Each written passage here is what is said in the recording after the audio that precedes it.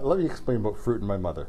She was a depression baby, and dessert properly came in cans. Fruit was fruit cocktail. Absolutely. I think it's very interesting, the fact that for most of the history of the Western world, we've been kind of afraid of raw fruits. There's something dangerous about them. Is it the Adam and Eve thing? Potentially. These things in their wild state can be toxic, and therefore there is very possible that some of these wild fruits were dangerous. I mean, wild bananas are filled with these teeth-shattering seeds, and there are stories of pears in the Roman Empire being these gritty, sandy, absolutely unpleasant things that could only be consumed if they're baked or boiled or dried. So cooking or processing fruits was acceptable, but eating them raw was frowned upon. I mean, until about the Renaissance, when and this is in the Western world, things were very different in China or India or South America, etc. But in the West, there was this fear of raw fruits. And only with the royalty in and around the Renaissance, Louis XIV dared to eat a fresh strawberry, and then you have these other stories of other, the British monarchy adopting pineapples as the ultimate status symbol of its time, and they started latching onto these things, these fruits, and saying, hey, these are pretty impressive. They became the most luxurious conceivable things, and it sort of trickled down from there to the aristocracy and the nobility and the upper classes, and only in the past 100 years or so have we started to be able to get fruits in any form whatsoever. And I mean, you get the canned revolution played a major impact on the availability of these fruits, and now of course we're able to get them fresh, raw, and we see them as healthy. And there's a whole other story there about how we made this kind of transition from these things as being potentially dangerous to healthy. And a big kind of transition point in that story was the discovery of vitamins in the early part of the 20th century. And they said all of a sudden, hey, fruits have vitamins. We need vitamins. Without them, we will die painful deaths of scurvy. And everybody's heard of the British sailors who ate citrus fruits on board their voyages, and including limes, hence exactly limeys.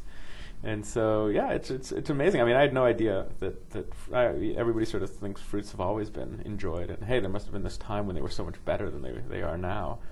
And in some ways, some fruits were a little bit better maybe 75 years ago if you had them in your backyard, but I really think we're in many ways in the golden age of fruits right now. Never before have so many of us had access to such a wide diversity of fruits. a lot of sex and fruit mixed up together. Yes. What's the line? When the durians fall, the sarongs follow, or something like that? Absolutely.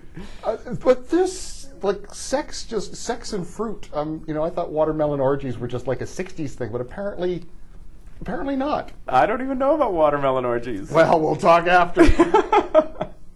Well, there you go. I mean, it's something that can be explained botanically. Fruits want us to desire them because they use humans as dispersal agents. Every time we eat a fruit, we're sort of furthering its reach and moving its seeds further around. So they've evolved this ability to make us want them and desire them. And so there's this sort of reproductive reason or there's a reproductive dynamic between humans and fruits. I mean, we need them for survival, and they need us for survival. It's kind of codependent, and some people take that basic desire that we all feel towards fruits to some degree or another, whether it's those canned peaches or luscious emperor lychees. We all feel a certain degree of desire for fruits, but some people take it to extreme lengths. Some people take it to sexual lengths. Some people take it into the completely opposite direction and just hate all fruits. Finish the sentence for me.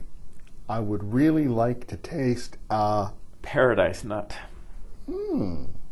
Paradise nut is fruit nut. We can get into the botanical definitions of the difference between a fruit and a nut, but many nuts are actually seeds that are inside fruits, yada, yada, yada. A fruit, by the way, is the part of a plant that contains the seeds.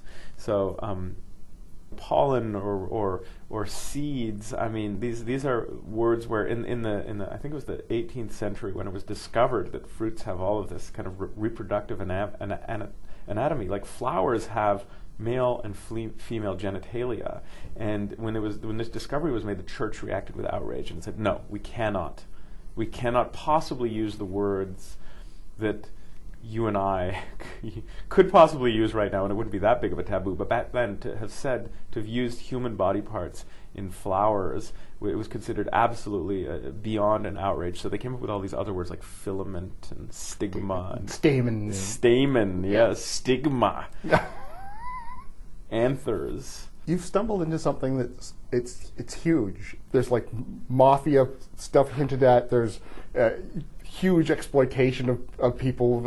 I'm not saying the word, but certain banana companies don't have the new words. Banana Republic mean something.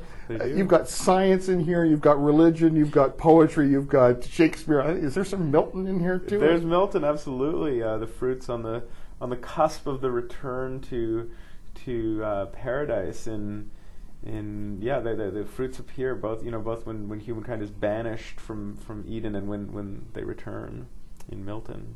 The book is The Fruit Hunters, a story of nature, adventure, commerce, and obsession. I've been speaking with the author Adam Leith Gollner, and The Fruit Hunters, published by Doubleday Canada.